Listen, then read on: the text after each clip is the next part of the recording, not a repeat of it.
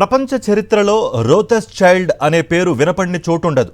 దాదాపు 250 ఏళ్లుగా ఐరోపా రాజకీయాలను, గ్లోబల్ బ్యాంకింగ్ను తమ గుప్పెట్లో ఉంచుకున్న ఈ కుటుంబం నెపోలియన్ యుద్ధాల నుంచి ప్రపంచ యుద్ధాల వరకు అన్నింటినీ తట్టుకుని నిలబడింది. కానీ నేడు అమెరికా కోర్టులు విడుదల చేసిన జెఫ్రీ ఎప్స్టీన్ ఫైల్స్ ఈ కుటుంబం ప్రతిష్టకు సవాల్గా మారే. అసలు ఈ ఫైల్స్లో ఏముంది?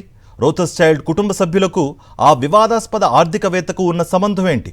Watch it. రోథస్ చైల్డ్ వంశం కేవలం ఒక కుటుంబం కాదు, అదొక ఆర్థిక వ్యవస్థ.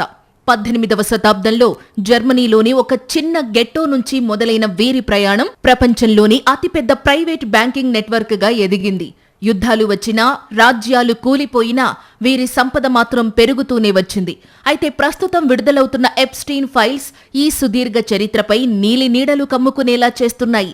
తాజా సమాచారం ప్రకారం Edmond de Rothschild group CEO Ariane de Rothschild కు ఎప్స్టీన్ తో సంబంధాలు ఉన్నట్లు బయటపడింది. 2013 నుంచి 2019 మధ్య వీరిద్దరి మధ్య డజన్ల కొద్దీ ఈమెయిల్స్ నడిచాయని, వ్యాపార లావాదేవీలు జరిగాయని లీకైన పత్రాలు చెబుతున్నాయి.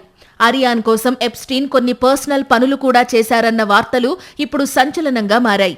కేవలం సంబంధాలే కాదు, ఇటీవల ఫ్రాన్స్ అధికారులు ప్యారిస్లోని రోథస్ చైల్డ్ కార్యాలయాలపై సోదాలు నిర్వహించడం మరింత కలకలం రేపింది. ఒక దౌత్యవేత్తకు సంబంధించిన అవినీతి కేసులో ఎప్స్టీన్ ఫైల్స్లోని ఆధారాలను బట్టి ఈ దాడులు జరిగాయని తెలుస్తోంది.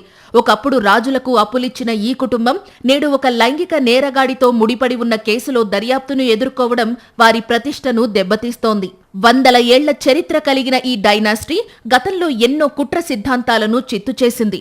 కానీ చట్టపరమైన ఆధారాలతో బయటకు వస్తున్న ఈ ఎప్స్టీన్ లింకులు రోథస్ చైల్డ్ సామ్రాజ్యాన్ని నిజంగానే ప్రమాదంలో పడేస్తాయా, లేక గతంలోలాగే దీన్ని కూడా వారు అధిగమిస్తారా? వేచి చూడాలి.